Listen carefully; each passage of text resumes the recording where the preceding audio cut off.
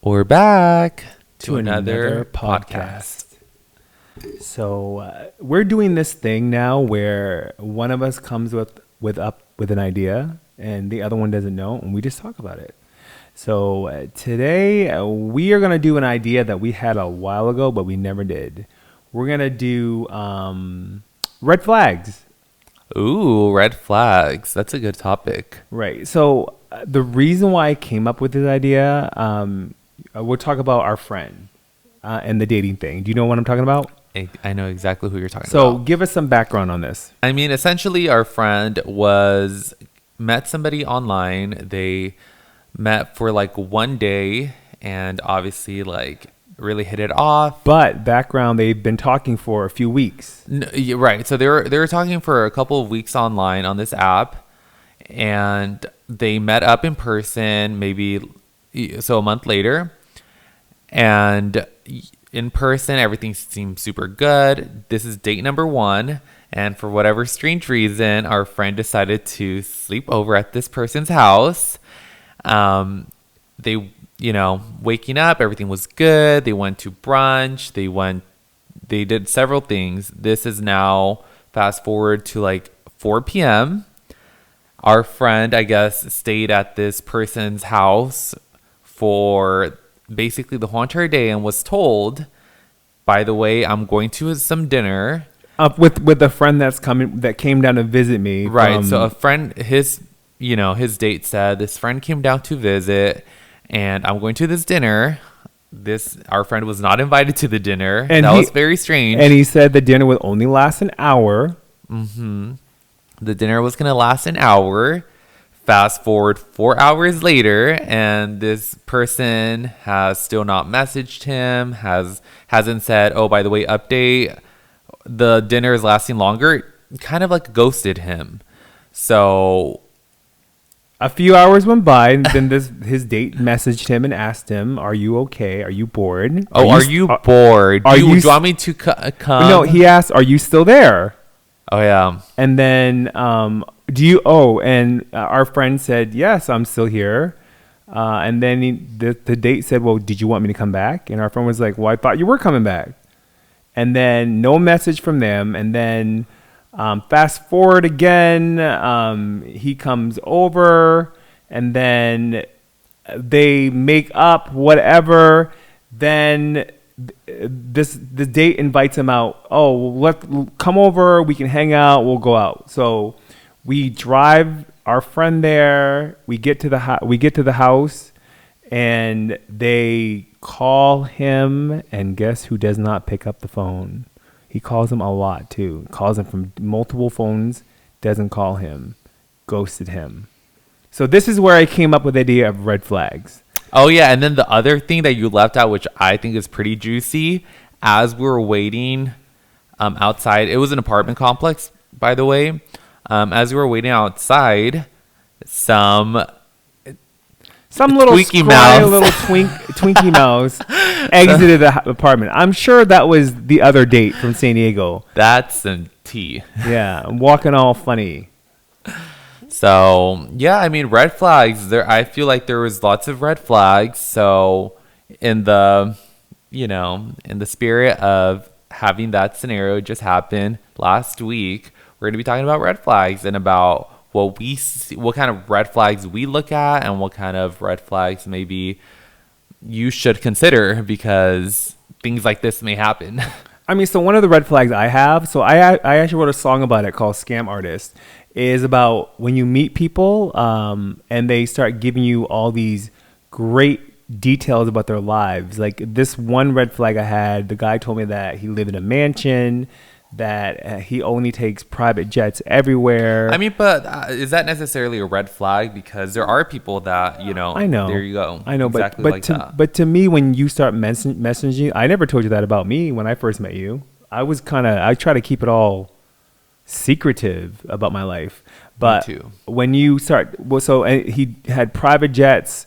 And he lived in Maine at the time. So he was telling me that he takes the red eye from Maine to LA. And I mean, I've flown before, and I know there is no red eye anywhere from Maine to anywhere. There's no red eye. Maine is one of those states where like 50 people live. There's planes don't hardly fly out there. The last flight is like 8 p.m. Oh, and then he sent me pictures of him at a motel saying, "Look at my mansion." From a motel? You can tell it's a motel. He was sitting Oh, on like the no. third balcony. It's like one of those motels you see here, like a Motel 6 or Who something. are you speaking with online? This If you like lag on plans.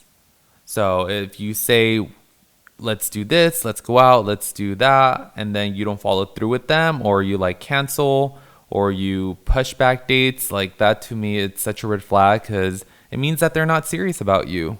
You know, I feel like if somebody was truly interested, they would want to meet you as soon as possible. And for people that are like, oh yeah, we can like meet next week, and then they'll be like, oh, things came up, obviously it's an excuse. I feel like that's the poorest excuse, to be like, oh, something came up, because obviously nothing came up. You probably just don't want to see them. But then they reach out to you again, and then they start the conversation off again with like, oh, let's make plans. That's the biggest red flag to me. And I think you and I talked about that when we first met. Like, I told you I hate flaky people, and that's Yeah. pretty much what we both had the same red flag.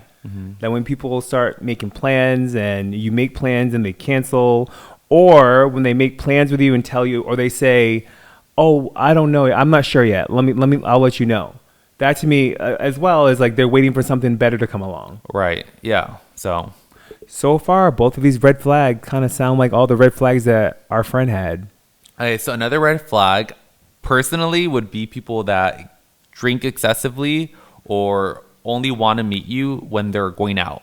Because to me, it seems like, one, they're a party person, and then two, it's like they can't socialize with you or have a conversation with you unless it's like at a loud, with the loud ambiance, where it's like not necessarily a place to have like a conversation. It's more like a place to like dance and like get rowdy and like drink and stuff like that. It's like I prefer somebody that, oh, let's go on a hike, let's go to a coffee shop, let's go do that, where you can actually like speak to somebody, not where it's like we're at a bar, we're at a club, and it's like all I can hear is music and I'm just like, huh? I feel like that's such a red flag, because I mean, you could have gone to this club by yourself, one, and then it's like if they really wanted to get to know you, it's like I don't think that a club would be an appropriate location to get to know somebody. And then they might also be alcoholic. I kind of disagree on that one, just because I have friends that are just more comfortable meeting people in a public setting, like a bar, because that's what they feel comfortable at. But a public setting can also be like a coffee shop. Yeah, but I get it. Like, I prefer like one-on-one meetings. I prefer like meeting at a park or something and walking around, talking. That's appropriate. But back in the day, I used to prefer to meet people at clubs because I just felt more comfortable at a club. But did you really want, like, what was the purpose of you meeting at a club? Did you really want to get to know them, or did you want to dance with them? Well, I kind of want to get to know them. But how? If you can't really hear them or have a conversation with them, how are you going to get to know them? You could still hear them. And I think at a club also, because the music is so loud, you can get really close to them, have an excuse to get close to them and actually talk to them. So my point exactly. Yeah. But, and also, like, I used to run around half naked too, so I wanted them to see, like, look at me Yeah. at a club. But so if you guys are interested in people that want to show them off half naked, and people that really want to get close to you, go to a bar and a club. Yeah, or just find someone like me. Also, another red flag for me is, actually another red flag for me are people who are not close to their family. That is a red flag. I mean, I feel like it's very like case by case, but the majority of people that are not like close to their family, they typically have like issues, and not the best intentions. And also, and I think of it like, not everyone has the best relationship with everyone in the family, but at least one person. Also, like, I'll talk about my ex. He watches this. Hey, red flag. A lot of red flags, because you know what? He was not close to anyone in his family. He hated everyone in his family. He only felt comfortable meeting at loud public places like bars, because that was one of my red flags. I know. Because he liked to drink. He was a little drunkie. He's not a drunkie anymore. Should have known. I know.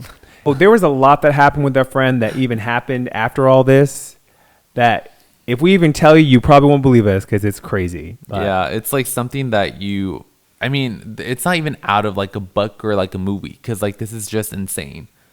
yeah, and you would think like this person's probably not talking to this other person anymore.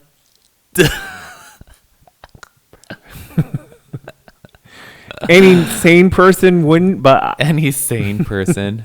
but We're not sane here. there's no one here saying, "Look, I got green hair." Yeah, I mean, LA is not the place you want to be if you want to be sane. So Tell let us us know ours. what your guys' red flags are. Did we miss any? I think we I mean, we have covered a the big lot. ones. We could talk hours about this if we start talking about it, but this is just a few of ours. Actually, comment below. I'm kind of curious if what y'all think happened to our friend, Okay. and also what are some of your red flags. Anyways, till next time, stay street smart.